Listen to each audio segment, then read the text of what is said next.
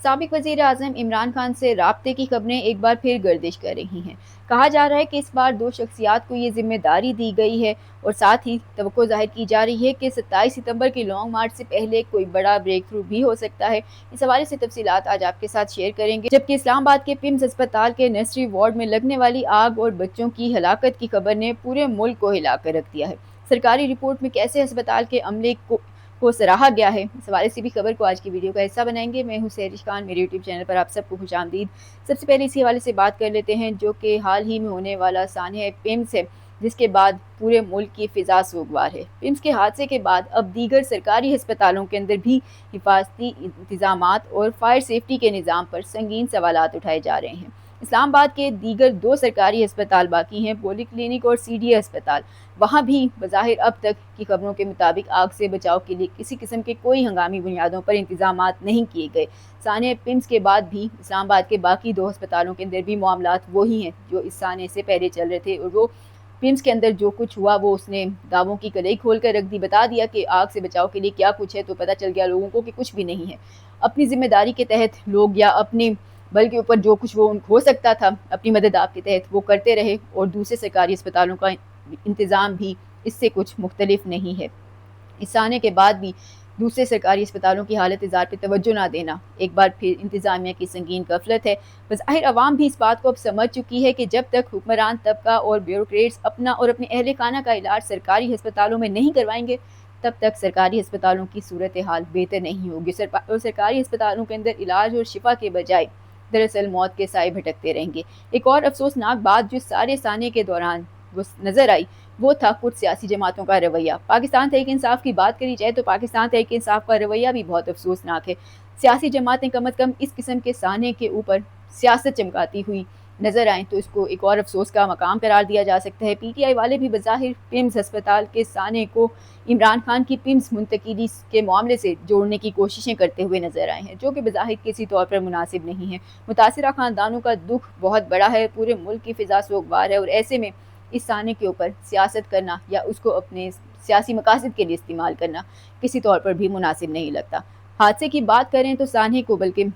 اب 24 گھنٹے سے زائد کا وقت گزر چکا ہے، لیکن ابھی تک ذمہ داروں کے خلاف کوئی کارروائی نہیں ہوئی۔ محض ایک شخص کی معطلی کی خبر ہے، اس کے علاوہ اور کچھ نہیں۔ انکوائری کمیٹی تحقیقات کر رہی ہے، اس کے پاس بھی کھلا ٹائم ہے انکوائری کرنے کا۔ ہسپتال انتظامیہ نے واقعے کی جو اب تک ابتدائی رپورٹ جاری کی ہے، اس کے مطابق آگ کی وجہ کیا بتائی ہے؟ بتایا ہے کہ نرسری میں تاروں کے شارٹ سرکٹ سے آگ بھڑک اٹھی، جس کی وجہ سے چند سیکنڈز کے اندر آگ نے شدت اختیار کر لی، پھر ہر انکیوبیٹر پر موجود آکسیجن پوائنٹس کے باعث آگ انتہائی تیزی کے ساتھ پھیلی۔ زہریلا دھواں پائپوں کے ذریعے بچوں کے سانس کے اندر چلا گیا۔ اموات کی وجہ بتائی گئی ہے کہ بچوں کی ہلاکتیں آکسیجن کی فراہمی بند ہونے اور جھلسنے کے باعث ہوئی ہیں۔ ریسکیو کارروائی کے اوپر جو رپورٹ کا حصہ ہے یہ افسوسناک بھی ہے، اور اس کے اندر کہا گیا ہے کہ رپورٹ کے مطابق ڈیوٹی پر موجود 2 ڈاکٹرز اور 2 نرسوں نے فوری طور پر ریسکیو کا کام شروع کیا۔ صبح 6:39 پر دھماکے سے ایک چھتیں گریں، جس کے بعد عملے نے نرسری سے اور ایک ساتھ ملحقہ کمرے سے 4 نومولود بچوں کو اور 3 ماؤں کو نکالا، انہیں ریسکیو کیا۔ گائنی وارڈ سے مزید 73 زیر علاج مریضوں کو بھی محفوظ مقام پر منتقل کیا گیا۔ بظاہر عینی شاہدین اور متاثرہ خاندان اس قسم کے سرکاری دعووں کی، اس قسم کی سرکاری رپورٹس کی تردید کر رہے ہیں۔ گزشتہ روز بھی یہی سرکاری رپورٹ ہے جس کو تقریباً کرنٹ افیئرس کے ہر شو میں یہی سننے کو مل رہا تھا کہ یہ کس قسم کی سرکاری رپورٹ ہے جس کے اندر جو ریسکیو کا ایک پروسیس ہے اس کو سراہا جا رہا ہے، اور جبکہ اس قدر ایسا نقصان ہوا ہے جو کہ ناقابل تلافی نقصان ہے۔ دوسری جانب وزیر اعظم شہباز شریف کی جانب سے قائم کردہ اعلیٰ سطح کی تحقیقاتی کمیٹی کی شفافیت کے اوپر بھی کئی سوالات اٹھائے جا رہے ہیں۔ سینئر صحافی رؤف الاسرا کہتے ہیں کہ جس سابق سیکریٹری داخلہ کو انکوائری افسر مقرر کیا گیا ہے وہ خود نیب کے کیسز بھگت رہے ہیں، ان کا سامنا وہ کر چکے ہیں۔ دوسری جانب ملک کی سیاسی صورتحال کی بات کریں تو سابق وزیر اعظم عمران خان کے ساتھ رابطے کی خبریں ایک بار پھر سے ہر طرف گردش کر رہی ہیں۔ اب کہا جا رہا ہے کہ اس مرتبہ یہ ذمہ داری ایک نہیں بلکہ 2 شخصیات کو دی گئی ہے، اور کہا جا رہا ہے کہ اگر یہ معاملہ آگے مثبت انداز میں آگے چلتا ہے، مثبت پیش رفت اس میں ہوتی ہے، تو ممکن ہے کہ جو 27 ستمبر کی پاکستان تحریک انصاف کی لانگ مارچ کی کال ہے، ممکن ہے شاید کوئی بڑا بریک تھرو ہو جائے اور وہ لانگ مارچ جو ہے اس کی کال واپس لے لی جائے۔ ویسے تو یہ دعوے کئی مرتبہ سامنے آ چکے ہیں کہ عمران خان کو قید کے دوران کئی بار ڈیل کی آفرز کی جا چکی ہیں، ملک سے باہر بھیجنے کی آفرز ان کو ہو چکی ہیں، لیکن اب یہ خبریں گردش کر رہی ہیں کہ اس مرتبہ معاملے پر بظاہر تیزی کے ساتھ پیش رفت ہو رہی ہے۔ سابق وزیر اعظم عمران خان کی گرفتاری کو 3 سال سے زائد کا عرصہ ہو چکا ہے۔ سپریم کورٹ کی جانب سے شفا انٹرنیشنل اسپتال منتقل کرنے کے فیصلے کی خلاف ورزی کرتے ہوئے حکومت نے ان کو پیمز اسپتال منتقل کیا۔ صحت مند قرار دیتے ہوئے اسپتال کی انتظامیہ نے ان کو جیل ہسپتال بھی دوبارہ شفٹ کر دیا۔ اس تمام تر صورتحال کے اوپر عالمی سطح پر بھی ایک دفعہ پھر عمران خان کے لیے آوازیں اٹھنے لگی ہیں، ان کے بیٹے بھی ان کے لیے کوششیں کر رہے ہیں، اور پھر جو حال ہی میں کچھ عالمی کرکٹرز ہیں ان کی جانب سے لکھا ہوا ایک خط بھی سامنے آیا ہے، عمران خان کی سابقہ اہلیہ نے بھی ایک خط لکھا ہے۔ ایسی صورتحال کے اندر خبریں گردش کر رہی ہیں کہ سپریم کورٹ کے فیصلے سے حکومت خاص طور پر مریم نواز اور شہباز شریف کو شدید تحفظات تھے، جبکہ دوسری جانب نواز شریف فیصلے کے اوپر کافی حد تک خاموش دکھائی دیے۔ ذرائع کے مطابق، میڈیا رپورٹس کے مطابق نواز شریف نے فیصلے کے اوپر کسی قسم کا کوئی اعتراض نہیں کیا، اور یہاں تک کہ جب ان کو بتایا گیا کہ عمران خان کو شفا انٹرنیشنل کے بجائے پیمز اسپتال لایا گیا ہے تو اس کے اوپر نواز شریف نے کچھ برہمی کا اظہار بھی کیا اور کہا کہ کم از کم عدالتی فیصلے کے چاہے وہ جو بھی تھا اس کے اوپر عمل ضرور ہونا چاہیے تھا، ملک کسی بھی آئینی یا سیاسی بحران کا متحمل نہیں ہو سکتا۔ یہ کچھ الفاظ نواز شریف کے بتائے جاتے ہیں۔ اب خبریں گردش کر رہی ہیں کہ موجودہ صورتحال کے اندر ایک طرف جب ملک سیاسی عدم استحکام کا شکار ہے، پھر معیشت کا برا حال ہے، اور اب جیسا کہ کہا جاتا تھا پہلے کہ محسن نقوی صاحب نے کہا کہ سسٹم کولیپس کر گیا ہے، تو کئی جو خود حکومت کے وزراء تھے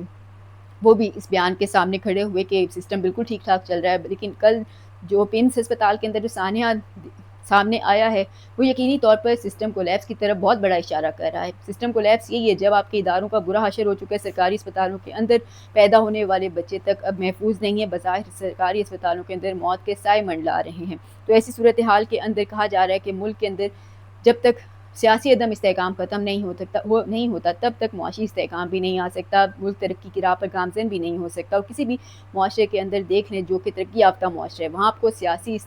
استحکام بھی ملے گا، وہاں پہ سیاسی عدم استحکام جہاں پر ہو وہ معاشرے ہمیشہ تنزلی کا شکار رہتے ہیں۔ اور ایسی صورتحال کے اندر اب خبریں گردش کر رہی ہیں کہ موجودہ صورتحال کے پیش نظر عمران خان کے ساتھ معاملات کو ایک بار پھر بہتر کرنے کے لیے کوششوں کو تیز کیا جا رہا ہے۔ 2 اہم شخصیات سے رابطے بھی کیے گئے ہیں، ان سے کہا گیا ہے کہ وہ عمران خان کے ساتھ بات کریں، معاملات کو بہتری کی طرف آگے لے کر جائیں، اور کہا جا رہا ہے کہ اگر یہ معاملات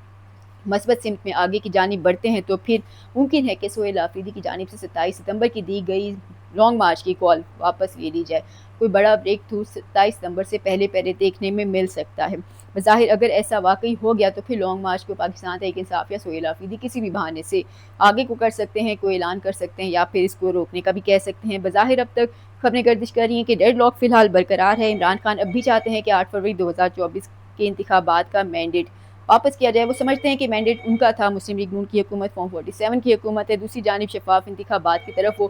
سسٹم کو لے کر جانا چاہتے ہیں، جبکہ دوسری طرف سے عمران خان سے یہ گارنٹی